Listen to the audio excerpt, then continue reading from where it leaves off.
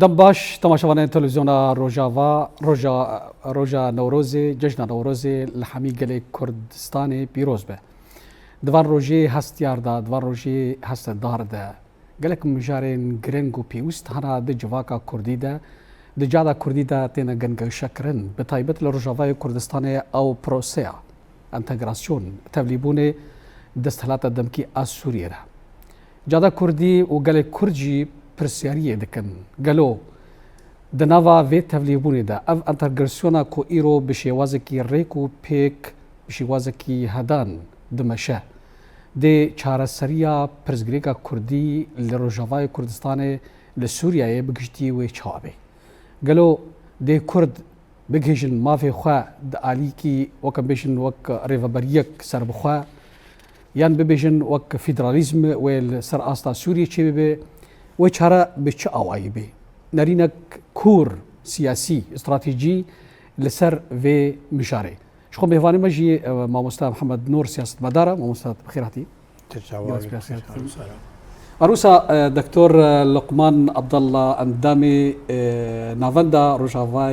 روجافا لكوليناران لكوليناري استراتيجيك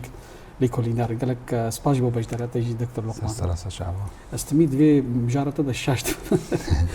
بلي نافندا روجافا لكوليناري استراتيجيك بلي دكتور لقمان نارينك استراتيجي ام دخوازن بيزكن انها براسيجي وقت تخويا اكرن بشوازك هدان وبي او امبيشن او استنكين مزن هين تشينابونا وبيفينو جو تشينا بيجي شخوا البيشيا في بيفاجويا انتغراسيوني او تغليبونا دزكين ريفابريا خوسار تشاري لشكري تشاري سيفيلي بدستاتا سوريا ام دخوازن وسات نرخاندنا كي بدي داروجا ايرو اف انتغراسيون اف تغليبون بش آوائية قالوا برجواندية قالي كردية يعني جامي بيجن بقشتيد برجواندية قالي سوريا دية بله دسبيكي هم ججنا نوروز قالي كرد وحمو قالي جهاني بيروستكن هم جي هروا هاجي ججنا رمضاني المسلمانة ولتي مسلمان بيروستكن بله براستي الجور بيمان قد نافا ريفريا خسر وهيسن سوريا ديمقراطيك قصدي بريفريا جنرال مظلوم عبد وناف وي وحكومة دمكيا شامي دا تشيبون براسي دسبيكي آده آداري بو خال نمينا قالك باش وقرنك هبون وبيرا يا يكي نيسان يا رداي حلبي واشرفي وشيخ مقصود وفي تاليجي يعني بشتي طبعا صالك دابوني داغو خلاص بصاله 2025 لأما بشتويرا مديت قالكي جوهرتن وقشدان وتشن دي هاتنا حولي هاتن يعني بيمانه دي تشيبون بيمانه حجده لا او براستي او جي بيمانه ك ندري دابو يعني اتخواستن جو هم قصديج وهم فاندس كفتي ايش ورشا روج افا حموك جيتيك ببن وكرد بحل ناف دولتا سوريا نتشتكي يعني نتشتكي شاشه هذا ماغو قال كرد تفلي جفاكا سوري بيلي اما خاب كرديا تاخ كرد تفلي بي نوك مواطنك سوري عربي سوري بري حتى هذا وطن اف مجار بوجبولوجي هم برزغريك دركاتن هم جي جوهرتن د استين جو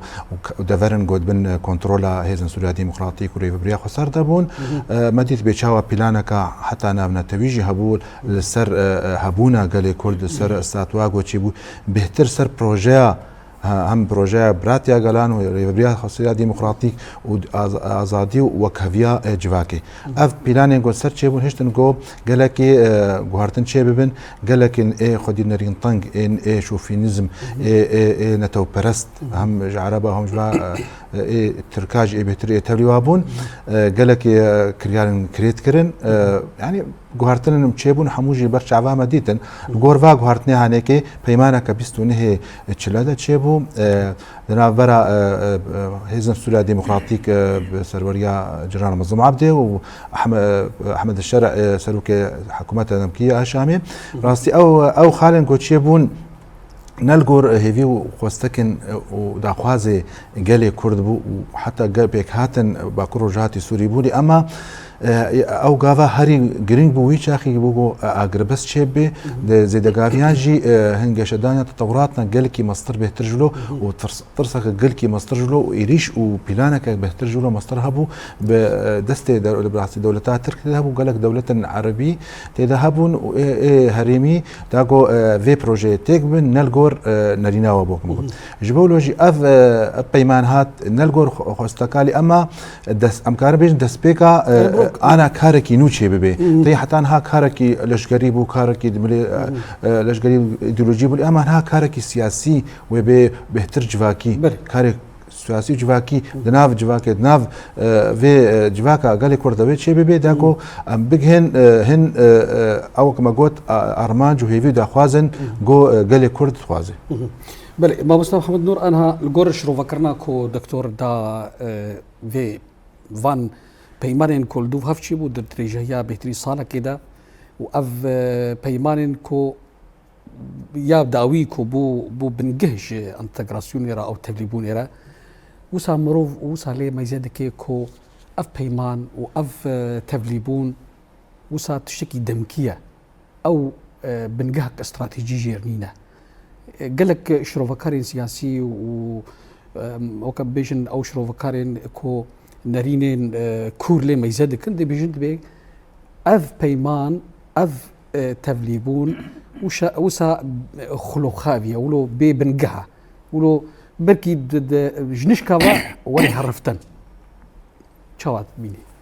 سپاس بوتا بو حمو كرمان دي روزاوا جزنا وتوا بيروز بي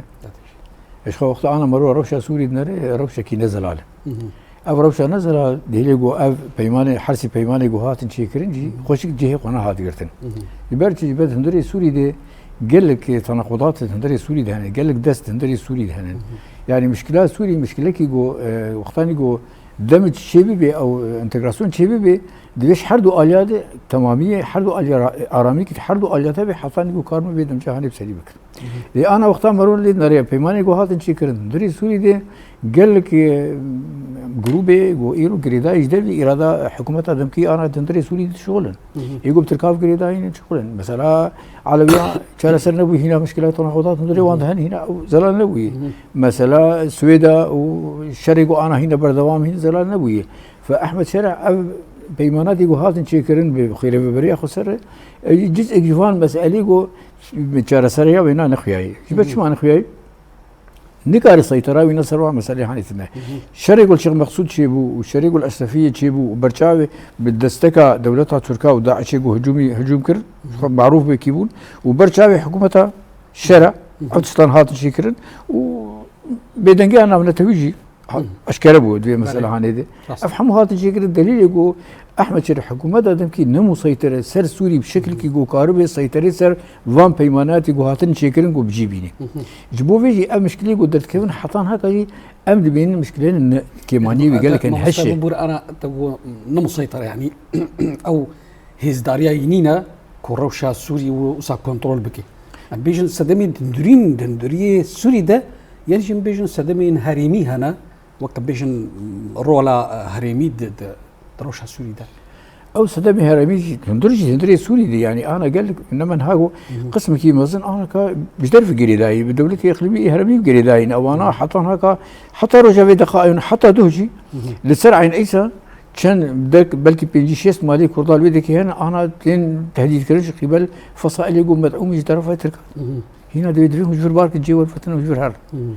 اف مسائل هاني حكومتها شرع دبيني نقونا بيني لتسيطراوي سرواناتنا نكاروانا بد السكنان واختاقوا سيطراوي ناس سرفا الهندور داخل تنبي ونكار بالضبط اموري هاني بكي وينكار بفا بيماني يقول انا ما وانا بفدور كيجي بتشيك بيني جبر من انا كاد بيزن بيماني يقول ما فابر شيكر اللي بيدك شدالي وتلكوتشر وتلحميز وفانا وافعى شائر وحمراء ومسرحوا هجوم تكونوا امي نظام شباب كا حكومتها دمكي الكويدي كما دس درجاي فهم راسيجي روجانا وكبيجن او جروبين هوزان عشيران شيد بن وك قفان دخل افان قفاناش بوش دخل معناه على اساس حكومتك هي ام وك طرف يقو كردي بالتماميه اخو منضبطه حمو اموري ما مضبوط يعني تشتكي جدر ارادتنا قيادات هي وقت بقرارك هي او شاوتي او قرارتي دانين التزام دكم في قرار حياة عليه لحكومة دمكين في قرار جميناتنا يلو قرار جديد من قرار وينادى ست شديد الكبد يجبو في ناجي بالضبط لوحة هندري سوري لوحة كي متناقض لوحة كي بلا ولا حيتاني هندري سوري ده بالضبط كده خش ناي شكرن امور ناي ضبطاندن او شيء ابدا مش ابدا بيجي جيب بسرينا جبرت شو ما بسرينا ابي يعني انا حطان هكا مؤسساتي ما بلا ولا او تشتكي بيجن ام تشتكي بيجن تشتكي ام تخازن دمج بكن لغوري جو هاتي ناس كرن مؤسساتي ما سازي ما يقوتن افكرن كاري خو بدل مشاندن بمشن اوان لا كيد نر او خارطه او وكم بيجن انت ارض نجاريه كوسا خويا جو بيفاجو سر مشي تنه لا نخلي اوج الي كيفا شروفاتكن وامج الي كيفا شروفك ام الجور اتفاقي ام دمشن الجور اتفاقا بيسو نهم هي تشلقو هاتي كري الو اتفاقي انا ام دمشن لي اون اللي بيقول اتفاقي المشن ام بنود ذاتين شروط ذاتين ام ولا بمشن تنارج علي كده مجموعات دركت بك كذا حالك شغل قوتن نقول تشتي قوت هجوم كرن يعني اف ملتي يقولوا بلا ولا وبتنظيم ويقولوا دمشي افانا مسؤوليه ويش كيتي خصن ايش دولتي تخص دولة وقتها نكار بفام كسانا بدز بسكنادن وانا نخي خطا دولتك نخي خطك وطني لانه ام كردن هك علوي بن هك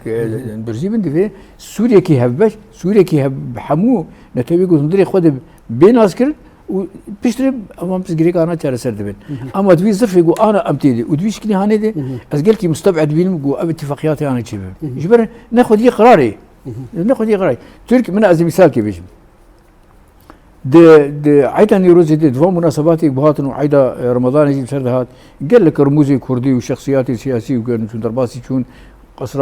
قصرا جمهوري بون واستقبال كرن عيدا نيروزي كرن عيدا كي رسمي وانت سنه حمشي راسي مستمد تخصص فينا بيجن وك الو غوركي وك محاوركي لحالي خبي ابايا امي ورث فينا كي سروي بيجوازيا وهاتا كرن دكتور دماكو وسا مروف في ديماني ديني بيشاخوا مروف دبي بلكو سروكي دسلاطة دمكي آسوريي أحمد الشرع أف بيمان شيكرن شخوا بركي بهتر أوجي بيكو دستي درفتي دهيا يعني بيجن رولك تركيتي دهيا بيمان ناشي دكي أو خيزنامه يجي درخست رزقنامه يجي درخست أو مرسومي سيزدها جبو مافين زماني اي كردان مروف دبي وانها بري البرلينيه اوكي كم مثلا او رزقنامه دما كده درشو دركت جبركو فشارك ناف دولتي هبو جاليري كردي هبو كردستاني هبو فشارك برمزن ارينا في دولتي بو اف رزقنامه دركت ودوين كده تشونا احمد الشرع البرليني جبو المانيا تكشو وانها تدبيجي وك بعربي بتسويق داليه الخطاب اخذها داليه بيمانه قوت الشكل ده خوسا تسوقيني خدي بازار داف دولتي بيجي انه فاز وكرد بنياك ونهما مستجي بحث كر مثلا بيجوازيا واج سركردين كردارا مش هناك عندهم بارتيان انكسي بارتي كسيتن سربخوا افاي حموش خرا دكي وقت ام بيجن روي خوا ديماني خوشايل كي بيشا ناف دولتي فاز اسامه بله راستي جفاكا نافنتوي ايرو حكومتها احمد الشرع ويا دمكي خصنا بر ازمونه كده بيتشاوا نزيكي كيم نتوابي او بعربيه بيجن اقليات او مخابن يعني مصطلح كي نما قبولها لاما ولو هاتيا ترويج كرن اگر واكب نتوا برنجكي ديمقراط وبرنجكي اشتيانا ونزيكي وانا بي وبرجزا حتى جزاي السوري جنماتين هلان جزانا ديجي وانا داين وام تمام زانن او زاغونا انقاذ الكرد يعني باراسنا كردا يا لينسي جراهام كونغرس امريكي درخستيا وهنا جينا كتيا روجافيدا يعني هنا كتيا براكتيكا اما تمجي او يك جواب في شهر بخوجي يك جواب في شهر وكي ديجي يعني او جوا كان تبي ودولة هرمي براستي أم جبيرنا كنا شاوا نزيكي فان كيم نتواد به أو الويل ويناك بيفانن شا أف حكومتها دم كي هالتياوي راس به قال لي خريا نراس به أو بيفانا دينش بو جور ويناك أو جل جور ويجي وفان بروباغندا فان وينا البيشا وناك دي إنه فاز أجي نزيكي وما أجي فان زاغوش بوادر خصنا مرسومة كي تشريع مش بوادر خصتيا وازماني وانتجراسيون يجي ما يشكل فان بيمان ما بهبردانينا فان ما الجنادر خصنا جبوا لي برسيني وما جزاكرنا لي أما حموجي براستي فاجي راستين تحموجي بدنا خدا تنري اي واي اي راغ هاندني ابواقي وات كاري بيجي علي غري وقت تمام جي نسرق هنا درت كابن هنا او اخافنا كينيا او تون خطاب الكراهيه فتنه هين بردوام هنا تخازين حتى نهاجي بركي ما مستقوت بو عشائره دستي دولتي عشائره ده هي راسه بركي ترك نهائيرو فيتشتي حموكي او ايجود ماشين اللي اما او بخجي يعني علي غري وايا وانا دافش بونا بيجي ورا فرمي دولتي شو بيجي فا عشائر المقصود من درع عوج سويدا عوج بو عشائرك ونهاج دي سواناك حاضرتك يعني براسي ما ترسينك دي هي سر هريما يعني اليس خونها مركي مقرانا جغرافيا انجي سينورين روج افا وبرخداني كلهنجي شيبو يكريزيا كردي شيبو حمو كردي رابون يعني بريج شو دوزا كردي دهم سوري ده هرچا پارچه كردستاني دوزا کا ديروكيه يعني نن جلوزاني حتى هاجي هنا هر چار پارچه كارو خبات دنا تينا خركرن تينا ايرش كرن سروات تينا بشافتن لما دوزا سياسيه بري حقوقيه انجي بين تويان جي بي غرداي بنتوك يعني دولتك دوزا کا جبولوجي يعني اف تشتيغون هادبن هكر راستيه نمشن هكر ند جي خد من جيكي راز من واف كرياري غودبن واف زاغون غودرت كفن اف غافن تعفيجن هكر نغافن اي براكتيك من اي جدي من ايجو براستي غرانتورن هبن تجارت اف غافن فالنا تو توانينا ميناك كهري مز حتى هاجي بشتي يعني يك جوا يك هردو خالين سركا انت يا في بيمانا جو بيستوني وحتى يك انساني يا ده اذار داني او يك جي جو اگر بس سر خاكا سوري حمك شيبي يا دواجي افغرتين جو اي غرتي اي كوچبر وغرن جيخو اگر بس نه هذا سكنا هي حتى هاجي كوباني دور بيشكريا هيجي الدوراينا وهيجي ما خطر سنة وهيجي او غرتي انا هين راس بركي بروباغندا تشيبو قال كانوا زاچاوا وقال لك قرباني تشيبلي اما افتشي هنيك براستي تنيا او اجماري مزنتنا اجماري دنا اختار شر وفتون شيد من ناف علي هذا اجمارك غرتي هي اجمارك شهيد هي امزان اما بروباغندا جي تشيبوش بو خاطري مورالي ملت بشكينج بو خاطري تفكرجي ضعيف بكي وتيك ببيت بيشا ملاتو بيشا هم جهاني جي جبولوجي افغافيا حموجي غافنا جدي جردفن دما داغو جواكا نام نتوي ودولتنا هريمي انا افبرستك دكتور انا جواكا نام دولتي وساك وبكذا باوري كده كو براسيجي احمد الشرع وك سروكي السوري دسلاتا دبكي وسا الجواري ده واقع ده وسا يعني هو كبيجي باوريك الجيم جواكنا في دولتي تشيبي جواكنا يعني تنجي نا يعني تشاري قبولناك يعني نوكا مثلا الديمانه كدنا زيان جي الرابور كدنا رج جواكنا من التبي كسنا بهنا كسنا اي بشارتي انا شوبينر هنا اللي جاني وا كوميتي وهنا اي كفنا جواكا دا اي تشافديرن اب جواكنا من التبي راس بلكي غافي هناك سوستن يعني نبلز بلازن لي اما غافي هنا يقطع بشتي هناك مدد كي رابورنا درت خيانجي الوسع خدرت خي انه فا افتشي هاوله شي بقول هات امزان هذا محمد نور جيبوت او يا الساحل ويا سويدا ويا يا البندات شارع سركين البندات شارع سركين وهيجي او رابورك ودركتن او قاعد بجي او انجامي ويناك هنا وكنا تبي نهات يا شرو فكروا ونها هين بريار بي نهات يا صاندن يجي البندي حكومتها شامين ادم كي جو غافنا بابجي لمقابلنا عايشينا ما مصطفى محمد نور تبع سا تشونا هناك سركردين اكاسيل بو دسلات بو جشنا نوروزي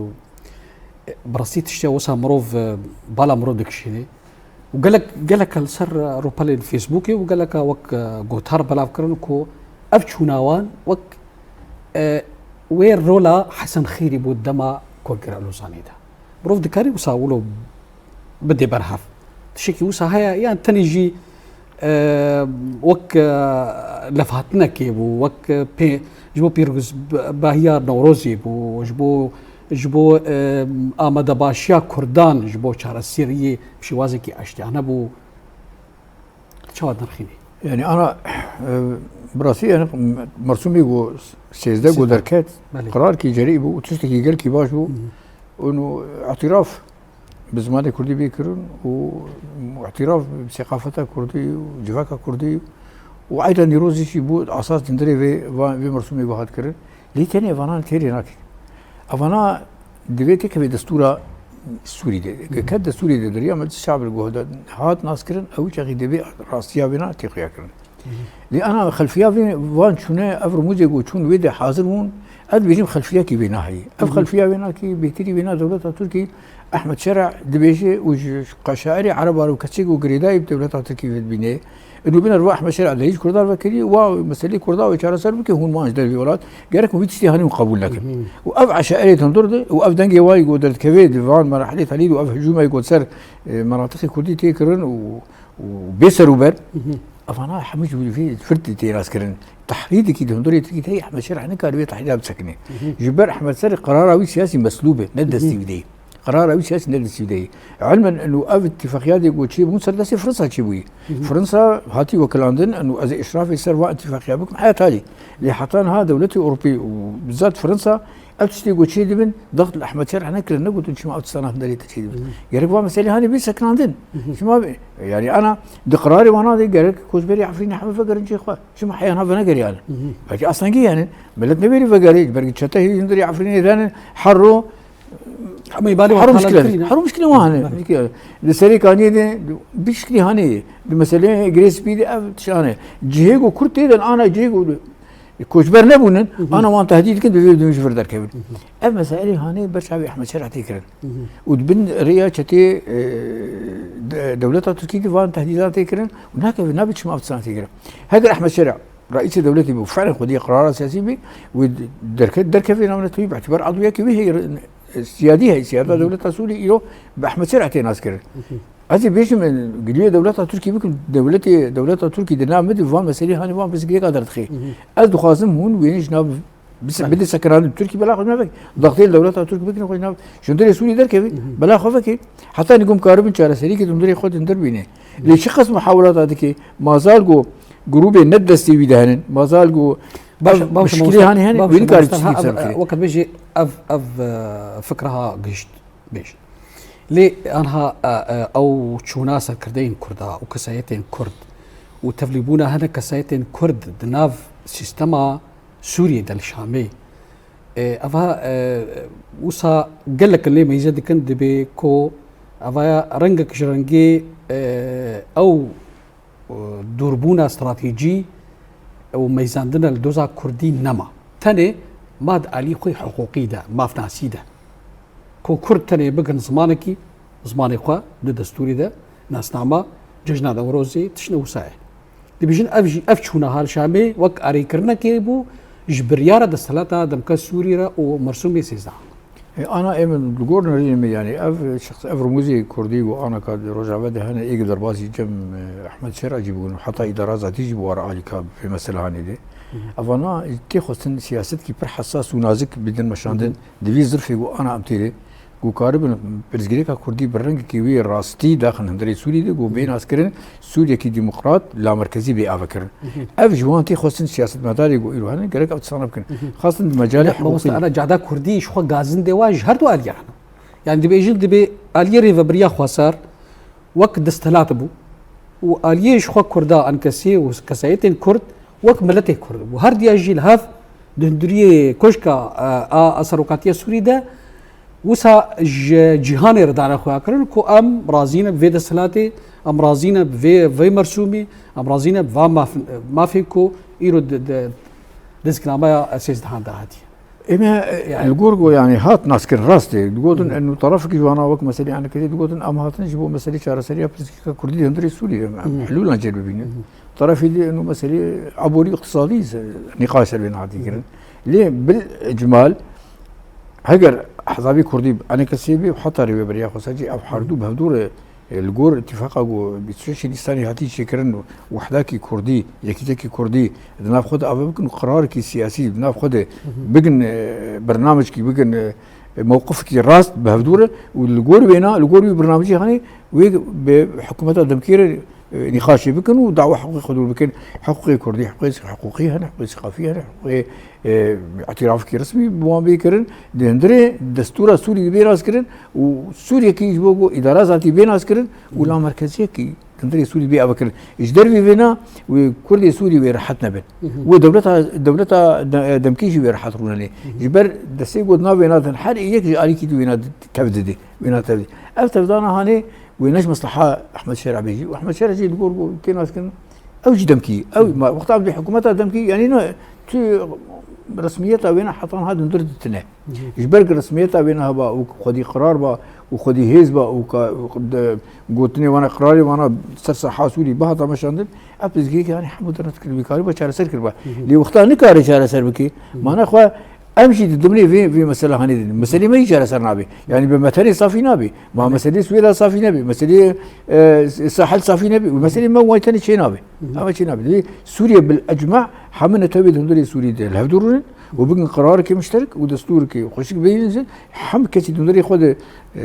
بجيبك او شاغي وهندري سوري وشاغي وراستيا بينا بين اسكر وحقوق وام في ملتي بين اسكر والسوريا كي ديمقراطي لا مركزي بي ابكن وحركه تيدي رحل بي اجدر في فينا زحمته وام مثلا كردي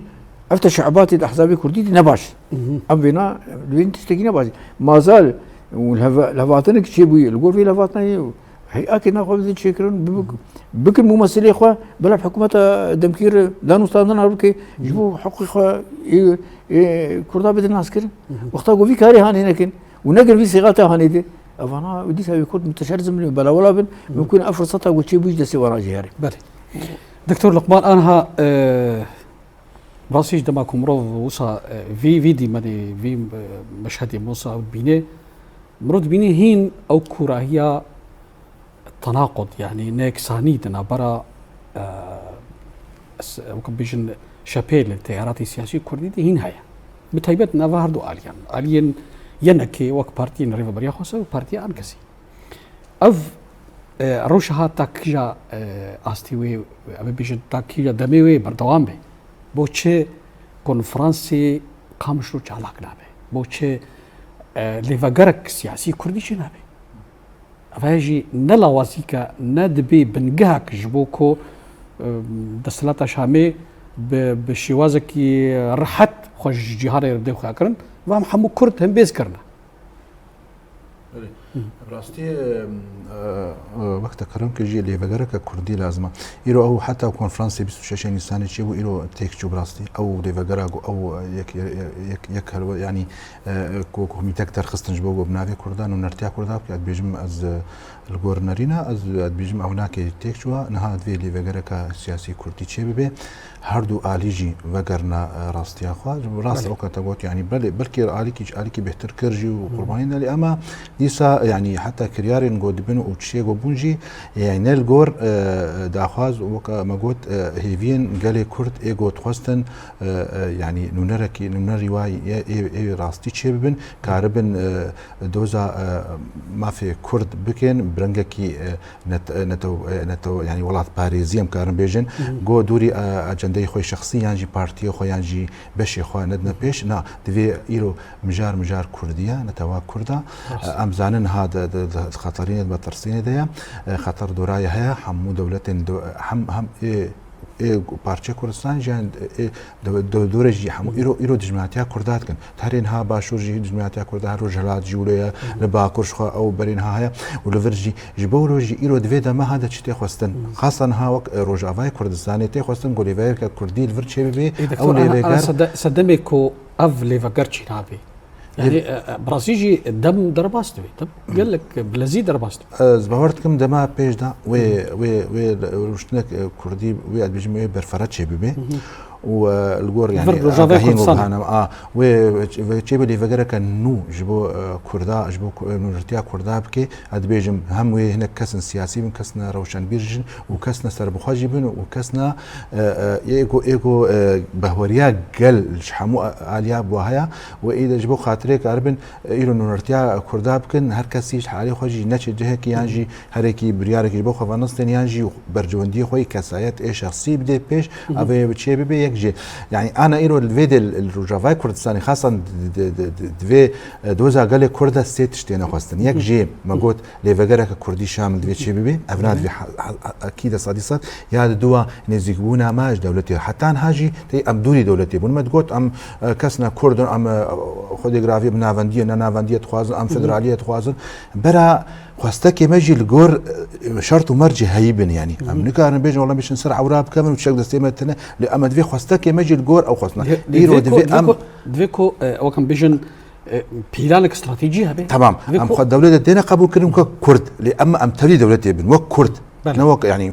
هاتوا شو مثلا بو والسيستم اوك ام بيجن نافنديان فدرالي ونبو نقطة وشاكي وش يعني في هكذا دفي حاضر مش جير هبي أو أم تفي دولتي ببن وك كرد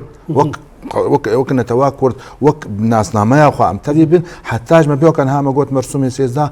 شيء مرسومك يجبو برجواندية قالي كرد ونتوا كرد دفي أم فيناكي بقرن والجور ويجي خبات يجي بقرن نقوم بيجن خلاص هو مرسوم دايم وشوف الجور ويناكي شقة دستكفتية أم كاربن حتى دستوران نون دستوري ده أم بيك بينن قالك أم بقرن خويا يادوا ياسس يا إيرو جواك ما جواك براستي ما جبير كيا إيرو دفين فقرنا جواك أخوة جواك إيرو يا هري مهم أو أبهر سيخال يا جواك دفي أوري خصنا جواكي كاري جواكي دفي وإذا جواك خرجي برولا قبل زي جواك خويش بالهيفيا رايا دارا خوش بالهيفيا سياسة مدارا ياجي لشجرة أو جواك أنا براسي جواك جد في دورة قبل شو بكاري سياسي وصاد بيشن دبي دوربونا كدنا برا جادا كردي ده جواكا كردي ده ونبرا علي سياسي كردي بتويده هي قال لك يدور هي عفن تاكو كرد دما قدرت كمان سر جعدا وخبيش عندنا دبي شخو برا يعني هو كان بيشن دوي اجبه لو جيت في افهر سي خال اختاقو بيك بين افدا سبيكا برخدانا انا حموجد بجني بخلاص وها مشي بو كرد ثاني بدل املاك تمام بيجم قال لك يعني دمينيت وكجانا بيجن خونا وهي فيها اما كاري راس شي قلت بقي يوروبي بقي كاربي واكارات عمزانها رجعتا نافين حموجي اقرديا إيرو غارتن هنا نخشريا ويناك إيرو رجعتا نافيا نو الشرق الأوسط الجديد بحموس استماخا يعني شرق أمريكا وإسرائيل شرق أمريكا إسرائيل نها إيراني ونهاجي تركي نهاوي مسألة دبي أفقا غارتن وقشدان قد رجعتا نافين ده تشيد بين إيرو أم نافدنا أم خدوري وابكن أم بيم حالي خونا وأم رابن تشكتي نا أبناكي شاشة في أم تمالغور ويناك حموكي هفدو بكن هر شهر بارشة كرستاني براستي بيشتي ولفر انه نرتيافر يا اللي فقرك كردي شيبي اد بيجم سر اصلا هشار بارشا كردستاني كونغرك نتوي كردستاني شيبي قوننري هشار بارشاتي دبن ايدا ويدا د جواك انا من توي دا ومحافله وليدا دور دفجا دوزا يعني ما في قال كرد رواب كن مشرنوسا قال كرد ايجو افسدي صلاه هاتيه بن بيكرن غور بشتيل وزاني تفخا سايكسبيكو امزان بتشقاسي تعدو زي غفسر قال كرد شي بنشقا ما في هذا جوساندن وهذا خوارن في ايرو رابن او اللي فقرا هانيك او كونغريا او غودر كبي كونغرا نتوا كردستاني غودر كبي غراكا او جيرولك مازن بليزي ايرو كاربي برخداني بكينه انه بش البندي واب من قرار بدنيا مش زاغوندر كبن او جي دحم مدرج يعني درابن ودوزا وما فيها ما في كردار بقو انا فرصيه كم امنا بركي ناس صالي بركي بهزار صلاه من بندس ومن شنوار بناس نما يعني ما مستحب دور ابي السر شري امريكا واسرائيل وباندورا ويل سر روشا سوري بشتي بتهيبت السر روشا كردان روشا فاي كردستاني وي امبيشن برهمي في شريها وي باندورا سر روشا كردي لسوريا هبي صديق أنا شريك وأنا ما بين إسرائيل وأمريكا وإيران هذه شكل تأثير أخو المنطقة تبيتك أنا دولتها تركي كتير أزمة سلبي شرياني بنفس الوقت دولتي خليجي أنا أزمة سلبي شرياني حطني دولتي محيطي بجواري دولتها إيران وإيجو قواعد أمريكية وأنا كتنا أزمة كده وش أخي كردي وقت طرفك أساسي وقت هذا دكتور دانا فكر أمشي وين ندري في معادلة يعني وتأثيرها بالمجيء بحكم تأثيرها المجيء لي كل بيش قصي كاربون خو مسألة هاني كاربون خو عذاب كنت مسألة هاني ام تبي زان وقتها امريكا عرض كسر ريبليا خسر انه بابن هوال بمرق كاربون سر ايراني كار كيف مشاندين او سر حج الشعبي اول بيننا اول بود امنا كاغت من دستي ودده وقول خو ما بدنا مشاندين اي ما مطالب المهن وحقوق المهن اللي قولي وانا ام حركه كان زيدي فينا هناك وقت ورقه كنت سي حركه سيدي بعد مشاندين ليه حكومه الشرع بيجي يعني قبول كل وادي بكاري يعني راب يبر فيناجي او شنو امريكا قدالي واف فوضى وتندري سوري تشيبو اف جماعه قصه كردا تشيبو يك جواب مسالي هاني بله لأبشر يعني وأنا تذكر مثلا أنا وقتاني دولتها وقت دولة تك في الشركة على كار بإسرائيل أو بأمريكا راح صار لبنان بها أو صار حج شعبي به أفنا وإيران بلاقي في فناك بإيراني بتأثير إيران الوجيه به حطاني دوجي تهديدات جو إيراني دارين سوريد بس الشام بشوتين هذه أقول الناس كانوا هون تبيوا بينهم على كار بيقبل لكن بله علما شيراتون وتلا كديجه ابو نافيولاكي بنافكر بون كتب ابنا جهه امريكيه زي جماعه زليخ حطاني علي ميلان حددنا تقول علي خرب 4 كيلو علي في منطقه ما علي في علي شيء جي حال قلت يعني زاني بتفاصيل بتكون يعني ليه ايران دولتها ايرانيه وقتها يقول خو بحسي انه كرد ندش من ايران كردات تبي سياسه امريكيه نبون السر ايراني يسر نقاط يقول نظري رجع بدنا حتى كرد الرجالات حتى كرد الرجالات حتى كرد باشوري كردستاني تبي في مسألة هاني نبوني ليه ايران شو هتجي تخازي جو تبلهوي كده ندرو رجع بتشيك دوي تبلهوي هاني ده ومنضابك سياسة النابض منضابك حرك قبل بك كاوي شوابك ليه كرد دفرد جرك هاي وجبة مسألة هاني هبي دشمن ما بتكسير تنبي قيس اللي جو حقوق خوي طبيعي حقوق خوي ديمقراطي وانا صارت قازن ما دشمن ايا كسي نكري وديروك يجي وقتها المملكه ميدي هذا فكره هر كس حقوق ناس كل هر كس حقوق دام ما انها جو امريكان هاد بيجم دهو بركي ديزا دهو بيربو بيجم جارد دويه ما دونالد ترامب بسكردين كردين رجلات اخفيا انها جو امريكا ببيشي كردا مره شهر بكن وما في ازي تعبين بك يعني ازي ضمان وقت بيجي وجرانتو جبو ما في كردا أنا بيجي أمريكا بخوا حوجداري بيوستي كردايا صديسات أمريكا أنا كقوة جوي دمران يعني قوة عسكري تشتيقوا جدار وهب وحمو أمريكا ما بجاي ما يبجاي بجاي أمريكا نكار درواس في دري إيراني طالما قوتك إيراني متماسك هي دندر ده جيش كوي نظامي هي جغرافيكي فرعي وينكار بداغري بري خبلي وانا كاربي نظامي بكاري شيء اللي برتي خاكر بحاجتها أشخاص نايب حاجتها هيزكي بجاي هبي ووقت شوال رجعه لسر داعش دا مشاني والورجي بده مشاني كاربي سيستم إيراني بده غارتين إلبيدكي أمريكا دسبيكا وين هذا خاص باشور بده اتفاقي باشور روجالات هدف برضه عم يكرب تمشين روجالات رجي او كشان روجالات شخصيات روجالات احزاب روجالات درباس شو امريكا الويدا كيف امريكا روشن قد ام ضمانات ويسكي خوازن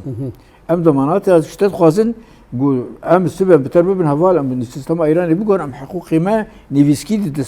بين اسكرين تبي ضماني بدي ما بترد من هفال تندي ما نكار تمشي جبرده بتدش روجا بردا او ابو يعني شو مصداقيه امريكا دنيا دي هاش كراندن امريكا بلكي بري خدا اذربيجان بير نبو هفال بري خدا علي بلوشيا بير نبو هفال خست قوت كي جندر بدي تشكرن بخور به كسبير نبو هفال بروفيجنا هيزن اذربيجاني وهيزي كردي بيجم بهبره نجيكي هفن تحدود هبدو انا شفت حدود ما شفت مناقض يعني حتى هالوسط واجي يكبو الهمبر لانه شو يعني امريكا مصداقيه خد رجعات مضاك تشتهنا بو بلد امريكي برفيجي انا امريكي شت ساكن انا تدي قاعده خوفا جراند بريتش بيرك بيجم وقت تفكرك هندري كونغرس دا شيبو دورتش ما قال لك شاشتيد عليه هيزي سوريا الديمقراطيه دكا ليه دفي فكرك حبي ام ليه فكر هاني انا اذكر بيجم انا فروجا مشروع حمايه الاكراد انا ديسا نيسي جراهام مشروع دخبيش وهني كلوبي كردي ندر ثاني في كاري شغلن يعني دبينن انه شبوكو كاربن هيك مصداقيه امريكا دروشالات انا بيد فقرين افانا محاولاتي ما اقوله هنا اجبركي انا قال لك تصريحاتي واني شخصياتي واي عسكري ايجو بري حكومتي دبون دبيجن امريكا دي روجرات انا قال لك شاشتي بلا مشاندن اولا ممكن دولتي عربه سبب بريخ شباب بقهر جبرت تشتيقوا بسري وانات هاد ايران تشتي بسري وطاني امريكا تدفع وانا كري امريكا ثاني دبيز نظام بقهر اتفاقيات بناوي وايران مشاكل مسألة خاصه طيب مسألة فان دولتي قو تعدل وهاتي كاوي شوابي أفانا سبب مصداقية أمريكا نلتف الجم كردا لتف منطقة تفيجي مصداقية بين إسرائيل دبي ودبي السبب فان دولتنا خيوجيت الجمة قواعد خدنا برا بس حيانها قواعد تنامد بمثابة قواعد تكلية ما بتر أف جماني بسر مثال وأف فرمانا هاي بسر مثال أم جه نفطي خراب وجه كهرباء خراب وجه مؤسسات محم هذا دمراندين مطارات محم هذا دمراندين كامل شبك بله الدكتور لقمان الآلية نرينا كوكت بشيء كور الجواكا السوري بكشتية بيزكا أو من الملانا الصراع مجتمعي بنيوي بنجيين ده تشيبويا يجبر له أنا نبغى خفتني خد بجند استلاتا سوريا نكاري يعني جواك نكونترول كريا صدما يكو برشيد الصراع بنيوي مجتمعي دهندورية سوريا ده هي راستي عليه يعني اف صراع قال سوري اختاقوا بشورشا خراب براسي اشجانا وبالتالي هزن ريمي كتني دا وبريدان لشكربوني واجنده دربا قال سوري بفرابو براستي كمو بفرابو تخست في دسلاتا بعث وانا يا رجيم هري تندرو يا هري فاشست بهالوشيني وسيستم كانوا ديمقراط بي